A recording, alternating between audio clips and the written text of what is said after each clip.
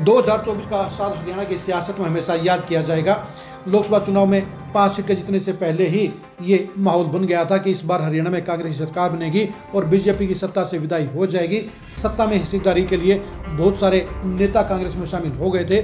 JJP और इनेलो छोड़ने वाले नेताओं की लंबी कतार थी। बीजेपी के भी आधा दर्जन बड़े नेताओं ने टिकट नहीं मिलने की आशंका के चलते पार्टी छोड़कर कांग्रेस ज्वाइन कर ली थी।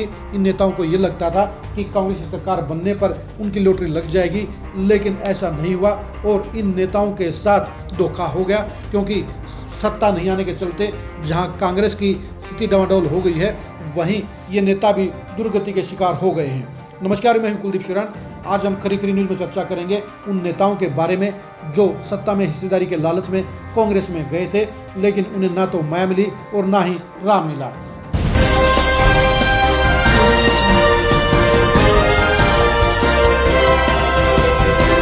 पहले हम बात करते हैं जेजेपी के सबसे बड़े नेता यानी प्रदेश अध्यक्ष निशान सिंह की। निशान सिंह को मान सम्मान देने में दुष्यंत चौटाला ने कोई कसर नहीं रखी थी, लेकिन इसके बावजूद 3.5 साल तक सत्ता भोगने के बाद निशान सिंह का मन खट्टा हो गया।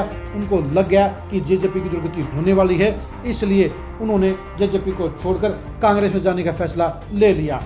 जहां पर निशान सिंह जेजेपी के फंक्शनों में स्टेज के ऊपर सबसे वीआईपी नेताओं की कतार में नंबर 2 पर बैठे होते थे, वहीं पर कांग्रेस में जाने पर उनकी क्या हालत हो गई है ये आप ताल कटोरा के स्टेडियम में उनकी पोजीशन को देखकर देख सकते हैं। निशान सिंह आज की तारीख में घर बैठने को मजबूर हो गए हैं। वो पिछले 4 महीने में मुश्किल से कांग्रेस के 1 या 2 प्रोग्रामों में ही नजर आए हैं। इसके अलावा वो सिर्फ घर के अंदर ही सिमट कर रह गए हैं, क्योंकि कांग्रेस के अंदर उनकी कोई पूछ नहीं है, कांग्रेस के अंदर उनकी कोई जिम्मेदारी नहीं है, कांग्रेस ने उनको टिकट नहीं दी और उनकी सियासत आज की तारीख में जीरो हो गई है। यानी जो निशान सिंह जेजेपी में बड़े चौधरी होते थे, वो आज की तारीख में कांग्रेस के अंदर जीरो हो गए हैं।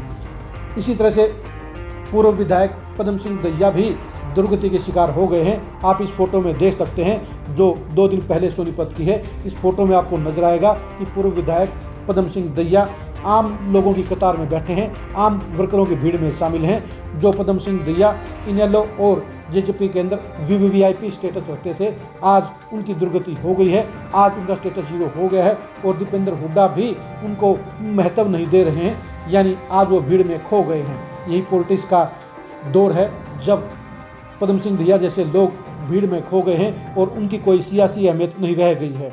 इसी तरह के हालात बाकी के नेताओं के भी हैं, क्योंकि लगभग 100 के करीब नेता ऐसे थे जो सत्ता के चक्कर में कांग्रेस में शामिल हुए थे, लेकिन कांग्रेस की सरकार नहीं बनने के बाद उन सब के सपने टूट गए हैं। अपनी पार्टियों में वो पूरा वजन रखते थे, लेकिन कांग्रेस में जाने के बाद उनकी अहमियत खत्म हो गई है और वो अपने इलाके की सियासत में भी पिछड़ गए हैं, क्योंकि उनके हलकों के अंदर भी कांग्रेस के बड़े नेता पहले से बैठे हुए हैं। ऐसे में दूसरी पार्टियों से आने वाले नेताओं की कोई कदर नहीं है, उनकी कोई जगह नहीं है और वो आज की तारीख में सियासी हाशिए पर आ गए हैं, यानी उनकी पॉलिटिक्स के ऊपर खतरे के बादल मंडरा गए हैं।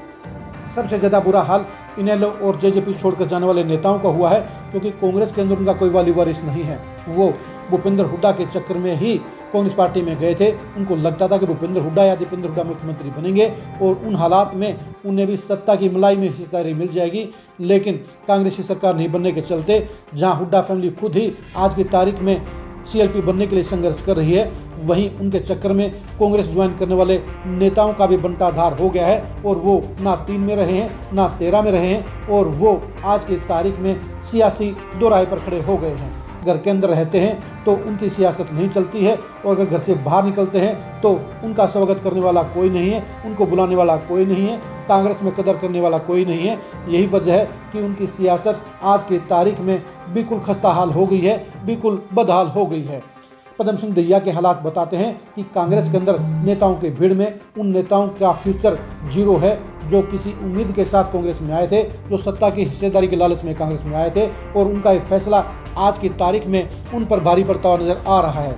इन नेताओं को अपनी सियासत को बचाने के लिए देर सबर में अपनी पुरानी पार्टी में लौटना पड़ेगा, वरना कांग्रेस के अंदर वो गुम होकर रह जाएंगे, वो कांग्रेस के अंदर खत्म होकर रह जाएंगे। आप निशान सिंह और पद्म सिंह जैसे और किन नेताओं को जानते हैं जिनकी सियासत आज की तारीख में जीरो हो गई है? निशान सिंह और पद्म सिंह धिया की सियासत जीरो कैसे हुई है, इसके बारे में कमेंट करके जरूर बताइए। कांग्रेस में जाने वाले कौन कौन से नेता आज की तारीख में हाशिए पर चले गए हैं, उनका कमेंट में नाम जरूर बताइए।